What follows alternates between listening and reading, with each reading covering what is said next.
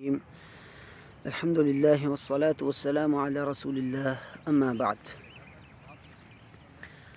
خبر مقبول جن کی اقسام کو الحمدللہ ہم نے پڑھا، اس کے بعد یہ بحث آتی ہے کہ خبر مقبول میں بعض احادیث ایسی ہیں جو عمل کے قابل ہیں اور جو عمل کے قابل نہیں ہیں، یا ان پہ عمل نہیں کیا جا سکتا۔ اس سے مراد یہ ہے کہ بعض اوقات حدیث محکم ہوتی ہے اور بعض اوقات مختلف فی ہوتی ہے۔ مختلف سے مراد یہ ہے کہ اگر تعارض میں آ جائے حدیث، ایک دوسرے کے اختلاف میں آ جائے، تو اس میں مختلف قسم کے سٹیپس کو فالو کیا جاتا ہے، اس کے بعد حدیث کے اوپر عمل کیا جاتا ہے، یا اس کو ناسخ منسوخ سمجھا جاتا ہے، یا پھر اس میں جمع کی جاتی ہے، اور اس میں مختلف سٹیپس ہیں۔ اور اگر کچھ بھی نہ ہو تو آخر میں توقف ہوتا ہے اور حدیث پر عمل نہیں کیا جا سکتا۔ اس کی انشاءاللہ ڈیٹیل میں ہم جائیں گے تو یہ چیز واضح ہو جائے گی کہ حدیث مقبول بھی ہے تو اس میں بھی آگے تقسیم ہے کہ عمل ہو سکے یا نہ ہو سکے، تو اس میں تھوڑی سی تفصیل ہے۔ سب سے پہلے حدیث محکم اور مختلف فی کی طرف آتے ہیں۔ محکم سے مراد احکم سے ہے، یعنی کسی چیز کا مضبوط ہونا، پختہ ہونا، مستحکم ہونا۔ اصطلاحاً محکم حدیث سے مراد وہ مقبول حدیث ہے جو کسی تعارض سے، یعنی اپنی مثل جو حدیث صحیح ہے اس کے مخالف، متعارض یا متناقض نہ ہو، اور اکثر احادیث اس ہی قسم کی ہیں۔ البتہ جو متعارض احادیث ہیں، مختلف ہیں، ایک دوسرے کے مخالف آ جاتی ہیں، وہ بہت ہی کم ہیں ان احادیث کے مقابلے میں۔ تو محکم احادیث وہ ہوئی جن کے تعارض میں کوئی، یعنی جو آپس میں تعارض نہیں کھاتی، جو آپس میں ایک دوسرے کے خلاف نہیں ہوتی۔ البتہ بہت ہی کم احادیث ہیں جو ایک دوسرے کے تعارض میں، اور وہ بھی ظاہری تعارض ہے، جو سامنے پڑھنے والا جو ہے اس کے لیے ظاہری طور پر وہ تعارض ظاہر ہوتا ہے۔ اس کے بعد اس میں بہت سارے جو ہے تطبیقات کی جا سکتی ہیں اور اس کی وجوہات دیکھی جا سکتی ہیں۔ اب اسی بحث کی طرف آتے ہیں۔ مختلف الحدیث، مختلف اختلاف سے ہے۔ اختلاف کا مطلب ہے اتفاق کی ضد ہونا، یعنی ایسی حدیث جس میں تعارض آ جائے، یعنی ایسی حدیث جس کا جو ہے ایک حصہ دوسرے سے ٹکرائے، یا ایک حدیث دوسرے کے ساتھ ٹکرائے، یا ایک دوسرے کے مخالف آئے، تو وہ ہوگی مختلف الحدیث۔ یعنی اصطلاحاً وہ مقبول حدیث جو اپنی جیسی ہی مقبول حدیث کے متعارض ہو، خلاف ہو معنی میں یا لفظ میں، کسی لحاظ سے بھی، یعنی ایک دوسرے کے مخالف ہو، اور اس میں جمع اور تطبیق کی بھی صورت پیدا ہو سکے، یعنی ممکن ہے۔ اس میں سٹیپس ہیں، انشاءاللہ آگے آگے ہم دیکھتے ہیں کہ حدیثیں ظاہری طور پر ہمیں مختلف لگ رہی ہوتی ہیں، لیکن ان کے آپس میں جمع ہونے کی، دونوں پر عمل ہونے کی صورت نکلتی ہے، نہیں تو دونوں میں سے ایک ناسخ یا منسوخ ہوتا ہے، نہیں تو آخر میں باقی سٹیپس دیکھے جاتے ہیں۔ اچھا، اس شرح یا اس تعریف کی شرح میں اگر ہم آئیں تو مقبول حدیث سے مراد وہی حدیث جو صحیح ہے یا حسن ہے، اور اس کی جو دیگر اقسام ہیں ایک ایک، اور ان کے مقابلے میں اگر اس ہی طرح، یعنی اس ہی درجے کی حدیث اگر آ گئی ہے قوت کے لحاظ سے، اور وہ معنی کے لحاظ سے ہمیں ایک دوسرے کے متناقض اور مخالف لگ رہی ہیں، ظاہری طور پر اکثر اوقات یہ ہوتا ہے۔ البتہ جو علماء ہیں جو اچھا فہم رکھتے ہیں، وہ احادیث کے درمیان جو ظاہری طور پر عام لوگوں کو مخالف لگ رہی ہوتی ہیں، وہ ان کے درمیان جمع کی صورت پیدا کرتے ہیں، اور جمع کی صورت بیان کرتے ہیں کہ یہ دونوں احادیث عمل کے لائق ہے اور ان پر عمل کیا جا سکتا ہے۔ البتہ ساری صورتوں کو دیکھ کر اگر پھر بھی جمع کی ترتیب کوئی نہ بنے تو پھر اس کو مختلف الحدیث کہا جائے گا۔ مثال کے طور پر اب یہ حدیث دیکھیں، ایک حدیث ہے لا عدو ولا طیرہ۔ اب یہ حدیث ہے، اس کو امام مسلم رحمہ اللہ روایت کر رہے ہیں، صحیح حدیث ہے، اس میں کسی قسم کا شک نہیں، اور یعنی اس کا مطلب یہ ہے کہ نہ ہی بیماری کوئی متعدی ہوتی ہے، یعنی ایک سے دوسرے کو لگ سکتی ہے، یہ بیماری میں خود میں طاقت نہیں ہوتی کہ ایک سے دوسرے میں لگ جائے، ولا طیارہ، اور نہ ہی کسی قسم کی بدشگونی ہوتی ہے۔ اور دوسری طرف حدیث ہے، اور رسول اللہ صلی اللہ علیہ وسلم کا فرمان ہے، اور یہ بھی بخاری کی حدیث ہے، فر من المجذوم، یعنی مجذوم ایسی بیماری ہے کہ اس سے بھاگو، اس بیمار زدہ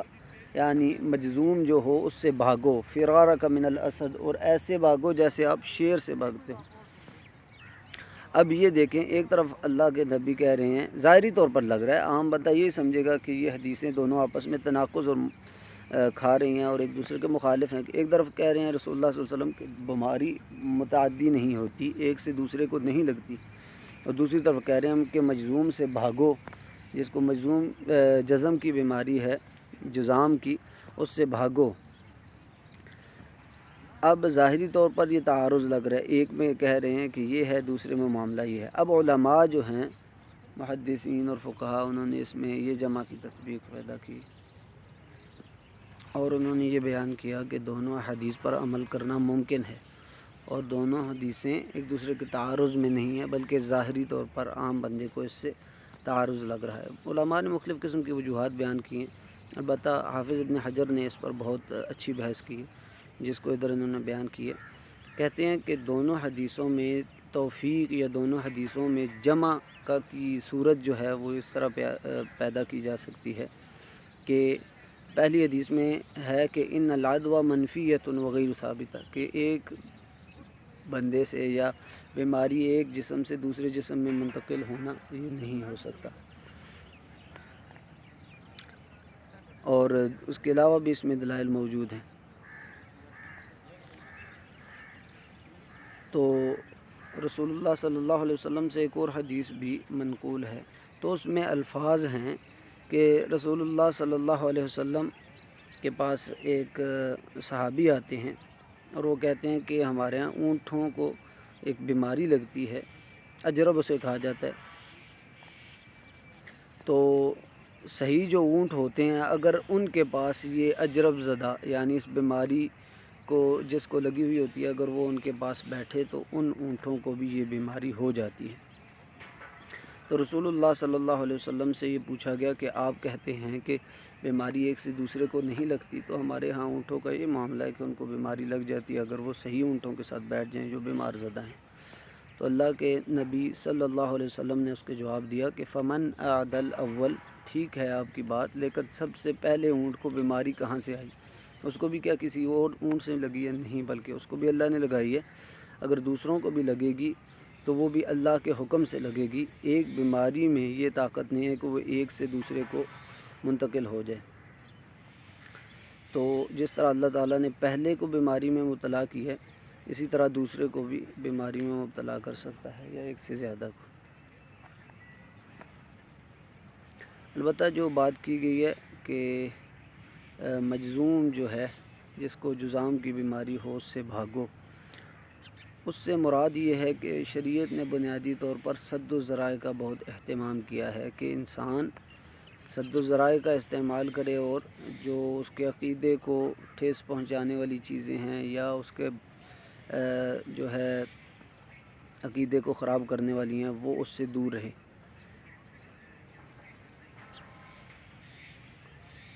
اب یہ ہو سکتا ہے کہ ممکن ہے کوئی بندہ مجذوم، اس کے بعد دوسرا بندہ بیٹھے، اس کو بھی بیماری لگ جائے، لیکن اس کو بھی اللہ کی طرف سے لگے گی، لیکن اس کا یہ عقیدہ خراب ہو سکتا ہے کہ رسول اللہ صلی اللہ علیہ وسلم کی جو حدیث ادھر بیان ہے کہ انہوں نے کہا کہ ایک سے دوسرے کو بیماری نہیں لگ سکتی۔ اب وہ اگر کسی کے پاس بیٹھا ہوا ہے اور اللہ تعالیٰ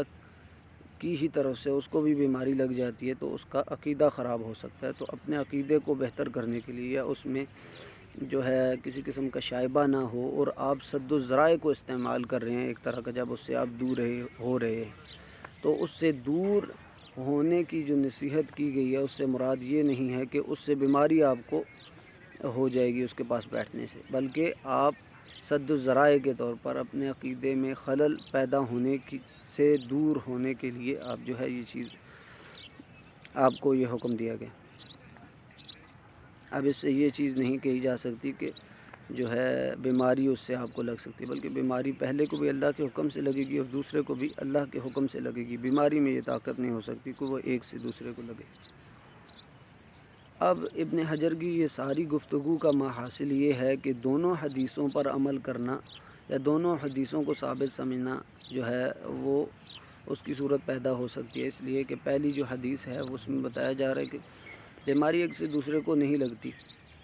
یہ بھی بات صحیح ہے، اور دوسری طرف جو کہا گیا کہ آپ بھاگو وہ بھی سد و ذرائع کے طور پر ہے، وہ بھی عمل کے لائق ہے، اور دونوں حدیثوں پر عمل کیا جا سکتا ہے۔ بس ظاہری طور پر بعض اوقات عامت الناس جب دیکھتے ہیں تو ان کو ایسے لگ رہا ہوتا ہے کہ حدیثیں مختلف ہیں اور متعارض ہیں۔ اب اگلا سوال یہ آتا ہے کہ اگر کوئی محدثین میں سے یا علماء میں سے جو حدیثیں دو آپس میں متعارض پاتا ہے یا اس سے علاوہ جو مقبول ہیں اور متعارض ہیں آپس میں، تو اس کو کیا کرنا چاہیے اور اس کے لیے واجب کیا ہے؟ اب دو حدیثیں اگر دونوں مقبول ہیں اور دونوں ایک دوسرے کے متعارض اور مخالف آ رہی ہیں تو مختلف مراحل میں ان کا ٹیسٹ کیا جاتا ہے اور اس کو پرکھا جاتا ہے۔ سب سے پہلی صورت تو یہ ہے کہ دونوں کے درمیان جمع کی صورت پیدا کی جائے تاکہ دونوں حدیثوں پر عمل ہو، یہ سب سے بہتر ہے۔ اور اگر جمع کی کوئی صورت پیدا نہیں ہو سکتی تو پھر کسی طرح سے دیکھا جاتا ہے کہ دونوں حدیثوں میں سے کون سی ناسخ ہے اور کون سی منسوخ ہے، یعنی ناسخ وہ حدیث جس کا حکم باقی رہے گا اور منسوخ وہ حدیث جس کا حکم ختم ہو جائے گا۔ اس لیے کہ حدیث اگر بعد میں آئی ہے اور اس کا حکم مخالف ہے تو وہ اس پر عمل ہوگا، جو پہلی والی حدیث ہوگی اس پر عمل نہیں ہوگا۔ تو جو حدیث ثابت ہوگی کہ وہ ناسخ ہے اس پر عمل کیا جائے گا اور دوسری منسوخ حدیث کو چھوڑ دیا جائے گا۔ اور اگر کسی طرح سے یہ بھی صورت نہیں پیدا ہو سکتی کہ ناسخ اور منسوخ کا بھی نہیں پتہ چل رہا تاریخ کے ذریعے یا قرائن کے ذریعے اور دیگر جو اس کے جو ہے قواعد ہیں اس کے ذریعے ناسخ منسوخ کا بھی نہیں پتہ چل رہا، تو پھر ترجیح کی صورتوں کو دیکھا جاتا ہے۔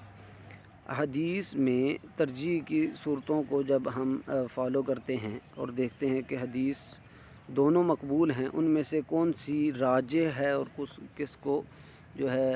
عمل کے لائق سمجھا جائے۔ یہ علماء نے اس کے قواعد ذکر کیے ہیں اور تقریباً 50 سے زیادہ جو ہے ترجیحات کی وجوہ ہیں یا اس کے مراحل آپ کہہ لیں یا قواعد ہیں جن کو ذکر کیا ہے کہ ان سب کو پرکھ کے ان سب مراحل سے گزر کے ایک حدیث کو پرکھا جاتا ہے۔ جب دونوں حدیث جو متعارض ہیں اس کے بعد پھر ایک حدیث کو راجح سمجھا جاتا ہے اور دوسری حدیث کو چھوڑا جاتا ہے۔ وہ 50 سٹیپس ہیں یا 50 وجوہات آپ کہہ لیں یا مراحل کہہ رہے ہیں جن کے ذریعے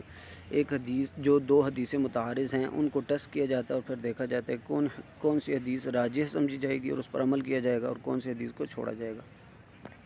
اور اگر کسی طرح سے بھی نہ حدیث میں دونوں حدیثوں میں جمع ہو سکتی ہے جو مخالف ہیں اور نہ ہی ان میں کسی قسم کی ناسخ منسوخ والا معاملہ پیدا ہو سکتا ہے، نہ ہی دونوں میں سے کسی ایک کو ترجیح دی جا سکتی ہے، تو پھر سب سے آخری سٹیپ یہ ہے کہ دونوں حدیثوں کے لیے توقف کیا جائے گا،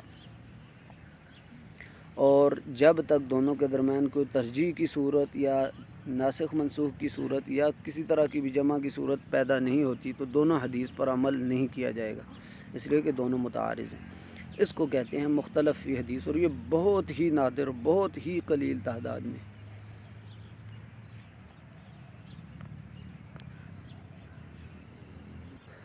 اب سوال یہ پیدا ہوتا ہے کہ کون اس لائق ہے کہ وہ یہ کام کر سکے اور حدیث جو آپس میں متعارض آ رہی ہیں ان کے درمیان جمع کی، تطبیق کی یا ترجیح کی یا ناسخ منسوخ کی یا اس پر توقف کرنے کی جو ہے صورت کو بیان کرے اور بتائے کہ جی یہ حدیث کا یہ معاملہ ہے۔ تو سب سے پہلے تو سب علماء کو اس کا علم ہونا لازمی ہے، البتہ اس میں کامل اور ماہر علماء وہی ہیں جو حدیث اور فقہ دونوں کے درمیان جو ہیں ماہر ہیں، جنہوں نے حدیث، فقہ اور اصول سارے جو ہے اسپیکٹ سے ان سب کو ان کا احاطہ کیا ہوا ہے، اور اصولیین جو اتنے حدیث میں اور قرآن میں جو دیگر معانی ہیں جو بہت گہرے معانی ہیں ان کا علم رکھتے ہیں، اور یہ چیزیں جو ہیں جب احادیث ان کے سامنے مخالف آتی ہیں تو ان کے درمیان وہ جمع کی یا دیگر ناسخ منسوخ یا ترجیحات کی جو کوئی صورت ہے وہ بیان کرتی ہیں، لیکن اس کے لیے وہی عالم جو ہے صالح ہو سکتا ہے جو حدیث، فقہ، اصول اور ان مدلولات الفاظ یعنی الفاظ کے جو دلالات ہوتے ہیں ان کے بارے میں اچھی طرح جانتا ہوتا ہے، وہ احادیث کے درمیان جو ہے یہ صورتیں بیان کر سکتا ہے۔ اور اس کے بارے میں علماء نے بہت زیادہ محنت کی ہے اور ان کے بہت زیادہ جو ہے اہمیت ظاہر ہوئی ہے، علماء کا جو ہے علم لوگوں کے سامنے آیا ہے کہ وہ کس طرح انہوں نے محنتیں کی ہیں اور کس طرح انہوں نے اس میں اپنی زندگیاں لگا دی، اور اس علم میں ماشاءاللہ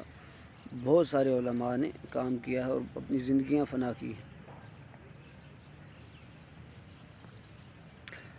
اب ان ہی کے متعلق یعنی وہ حدیث جن کا آپس میں تعارض ہے اور اختلاف آ جاتا ہے، آپس میں ایک دوسرے کے مخالف ہو جاتی ہیں، ان ہی کے متعلق کچھ کتب بھی لکھی گئی ہیں اور ان کی وضاحت کی گئی ہے۔ سب سے پہلے اس کے بارے میں امام شافعی نے کتاب لکھی ہے اور اس کا نام رکھا ہے اختلاف الحدیث، اور انہوں نے اس میں احادیث کی جمع کی اور تطبیق کی اور یا دیگر جو صورتیں پیدا ہوتی ہیں ان کو واضح کیا ہے۔ اسی طرح تأویل مختلف الحدیث ابن قتیبہ نے یہ کتاب لکھی ہے، اور اسی طرح مشکل الآثار امام طحاوی رحمہ اللہ نے اس کتاب کو لکھا ہے، اور اس میں ان تینوں کتابوں میں وہی کام ہوا ہے جو ان صورتوں میں لکھا ہوا ہے کہ یا تو حدیث جو آپس میں مخالف ہیں ان کے درمیان کوئی جمع کی صورت پیدا ہو، نہیں تو ناسخ یا منسوخ دونوں میں سے کوئی ایک جو ہے اس پر عمل ہوتا ہے، ناسخ پر، اور منسوخ کو چھوڑ دیا جاتا ہے، یا دونوں میں سے کسی ایک کو راجح سمجھا جاتا ہے کہ وہ اس کے تقریباً 50 یا اس سے بھی زیادہ سٹیپس ہیں جن کے ذریعے اس کو پرکھا جاتا ہے، اور نہیں تو آخر میں پھر حدیث پر توقف کیا جاتا ہے، اور وہ بہت ہی قلیل ہے، اور یہ سارے سٹیپس ان احادیث میں ان کتب میں آپ کو مل جائیں گے، اور اس سے آپ کو مختلف الحدیث کی بہت ساری تفصیل بھی پتہ چل سکتی ہے۔ تو مزید معلومات کے لیے آپ ان کتب سے جو ہے استفادہ کر سکتے ہیں۔ سبحانک اللہم و بحمدک، اشہد ان لا الہ الا انت، استغفرک و اتوب الیک۔